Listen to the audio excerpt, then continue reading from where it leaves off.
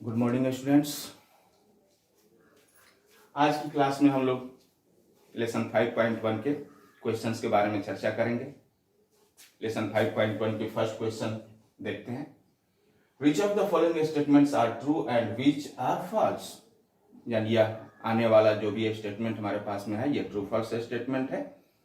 इसको आपको जज करना है पीछे की पढ़ी गई कुछ एक्सियम और पोस्टुलेट्स की सहायता से, डिफिनेशंस की सहायता से, कि आने वाली स्टेटमेंट ट्रू है या फॉल्स है। साथ ही साथ give reasons for your answer. जो कुछ भी आपका आंसर होता है, चाहे वो ट्रू हो या फॉल्स हो, उसके लिए आपको अपनी रीजन देनी होगी। आते हैं फर्स्ट क्वेश्चन पे। यह है फर्स्ट स्टेटमेंट है हमारे पास, only one line can pass through a single point. एक सिंगल पॉइंट से होकर केवल और केवल एक लाइन पास कर सकती है। ट्रू और फॉल्स? फॉल्स आंसर होगा।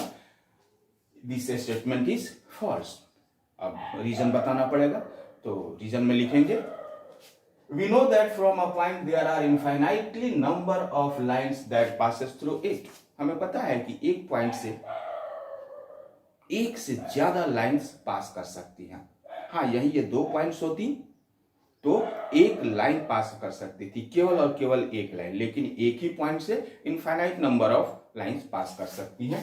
एग्जांपल में देखते हैं, यदि एक कोई पॉइंट पी ले लिया गया तो इस पी पॉइंट से एल नाम की लाइन भी ड्रॉ की जा सकती है, जो कि पी होते हुए जाएगी।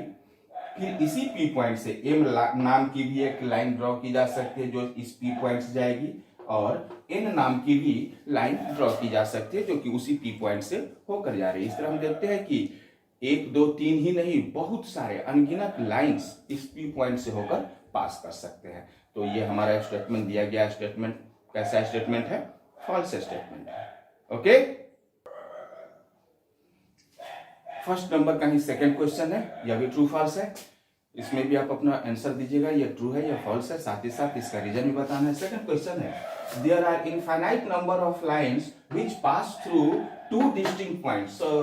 यार अभी अभी तो इसी बात की चर्चा की गई है। दो डिस्टिंक्ट यानी अलग अलग पॉइंट, किसी निश्चित जगह पर दो पॉइंट से, एक पी, सपोज पी और दूसरा यदि क्यू है, तो इन दोनों पॉइंट से होकर यहाँ क्वेश्चन में कहा जा रहा है infinite number of lines pass कर सकते हैं। लेकिन अभी थोड़ी देर पहले हम लोगों ने चर्चा की है, दो यदि डिस्टिंक्ट पॉइंट हैं, अलग अलग कोई पॉइंट हैं, तो इनसे होकर कितनी लाइन ड्रॉ की जा सकती है? Only one.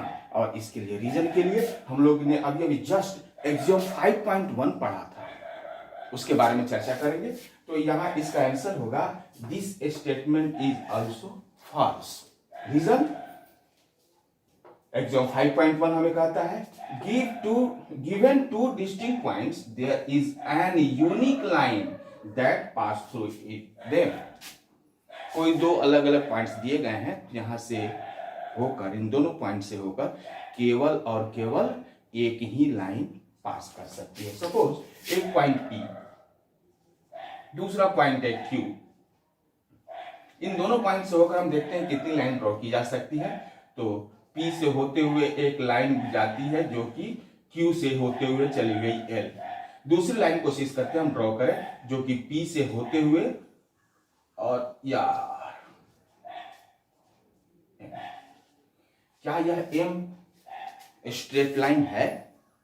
ऐसे बहुत सारे प्रयास करने के बाद भी हम लोग देखते हैं कि किसी भी प्रयास में जो भी हमारी लाइंस बन रही हैं, वो या तो केवल पी से होकर क्रॉस करेंगी एल के अलावे, और नहीं तो केवल और केवल एम से होकर पास करती है। इससे हम यह कह सकते हैं कि दो डिस्टिंक्ट पॉइंट से होकर केवल और केवल एक लाइन पास करती है। थर्ड क्वेश्चन पे आते हैं। यह है a terminated line can be produced indefinitely on both the sides.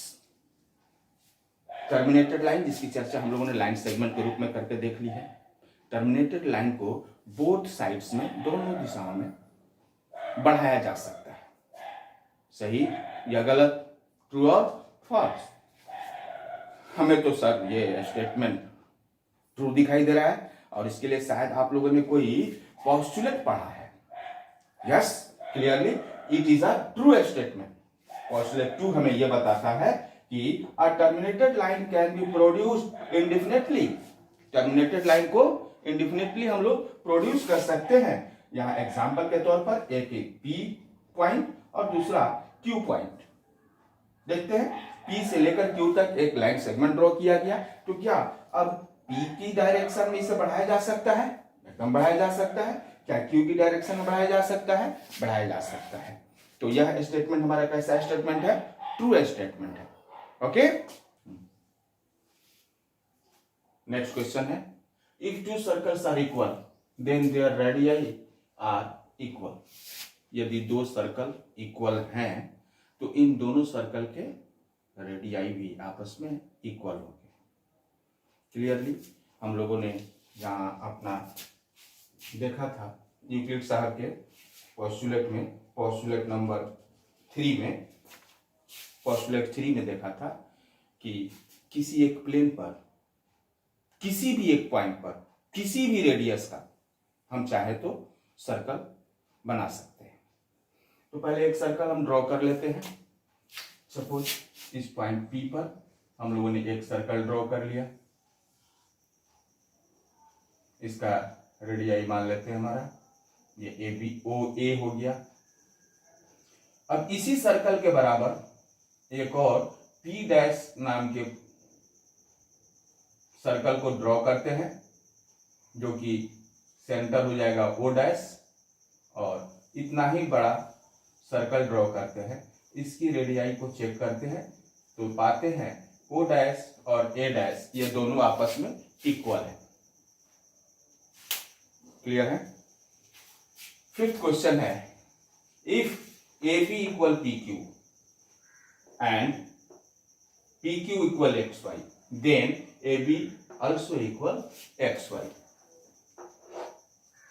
एक AB नाम का लाइन सेगमेंट ड्रॉ करते हैं। ठीक इसी लाइन सेगमेंट के बराबर एक PQ नाम का लाइन सेगमेंट ड्रॉ करते हैं, क्योंकि हमारे पास में यहां दिया गया AB इक्वल PQ। अब एक तीसरा लाइन सेगमेंट XY ड्रॉ करते हैं जो कि PQ के बराबर हो। क्लियरली हम लोगों को यूक्लिड साहब के फर्स्ट एग्जाम से क्लियर पता चल चुका है कि वैसे चीजें जो किसी दूसरी चीजों के बराबर होती हैं वो आपस में इक्वल होती है। यानी यदि AB इस PQ के बराबर है और यह PQ XY के बराबर है तो यह XY और AB आपस में इक्वल होंगे। ओके, और सेकंड क्वेश्चन में आते हैं, देखते हैं कह रहा है गिव अ डिफिनीशन। यहाँ डिफिनीशन लिखनी है। Give a definition for each of the following terms are there other terms. पहले डिफिनीशन तो लिखना ही लिखना है, साथ ही साथ बताना है are there other terms that need to be defined first. क्या इस डिफिनीशन में आपने जो कुछ भी डिफिनीशन बताया है, दिया है, जो भी नीचे हमें पॉइंट्स दिए जा रहे हैं जिन उनका जो आप डिफिनीशन दे रहे हैं, क्या उसमें कोई और भी ऐसा कोई टर्म है जिसे कि पहले डिफाइन कर देना चाहिए इस डिफिनीशन को बताने से पहले?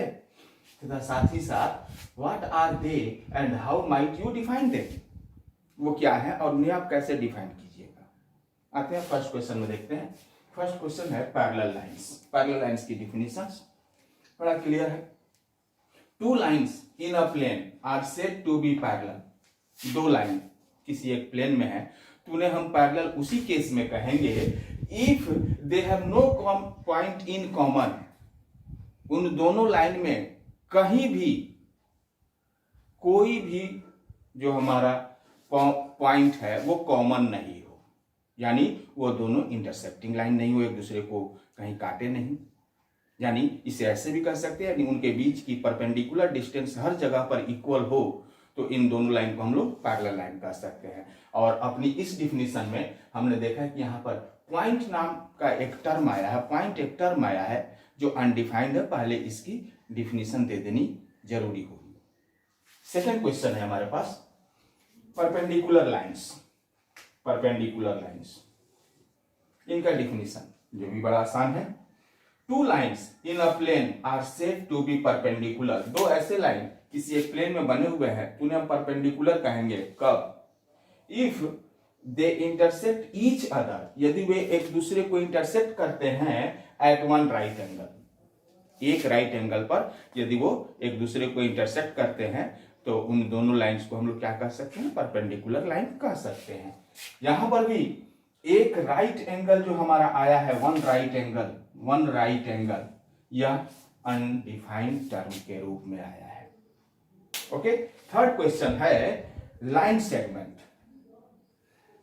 The line between two points is called line segment. किसी भी एक लाइन में किसी दो पॉइंट के बीच की दूरी को, डिफिनिट लेंथ को हम लोग लाइन सेगमेंट कहेंगे। क्लियरली यहां पर लाइन, पॉइंट और डिफिनिट लेंथ यह अनडिफाइंड टर्म के रूप में आए हुए हैं। ओके, चौथा इसमें टर्म है हमारे पास में radius of a circle. The distance from the centre to a point on a circle. एक सर्कल में जो डिफिनिट एक पॉइंट होती है, जो जिसे कि हम लोग सेंटर कहते हैं, उस सेंटर से सर्कल के सरकमफेरेंस के बीच की दूरी को हम लोग रेडियस कहते हैं। उसी को हम लोग सिंपल लैंग्वेज में यहां पर लिखे हैं, the distance from the centre to a point on a circle. Circle पर किसी भी एक पॉइंट से उस सेंटर के बीच की दूरी को हम लोग is called the radius of a circle. और यहां भी क्लियरली कुछ टर्म्स ऐसे आए हैं जो कि अनडिफाइंड है, जिसमें कि एक हमारा पॉइंट है और दूसरा सेंटर है। ये दोनों अनडिफाइंड टर्म के रूप में आए हैं। और सेकंड क्वेश्चन का लास्ट पार्ट है स्क्वायर। स्क्वायर को डिफाइन करना है। आते हैं, square is a rectangle. Square भी एक तरह का रेक्टेंगल ही है। हम लोग अपने आगे की ज्योमेट्री में इसके बारे में बहुत सारी चीजें पढ़ने वाले हैं। अभी तत्काल ये देखते हैं कि यहाँ पर ये कहा जा रहा है स्क्वायर भी एक तरीके का रेक्टेंगल है। ऐसा रेक्टेंगल जिसमें लेंथ और ब्रेथ दोनों सेम हो, यानी a square is a rectangle having same length and breadth। Clearly यहां पर भी अनडिफाइंड टर्म के रूप में लेंथ, ब्रेथ और रेक्टेंगल, ये तीनों जो टर्म है वो अनडिफाइंड टर्म के रूप में आए हैं। Thank you.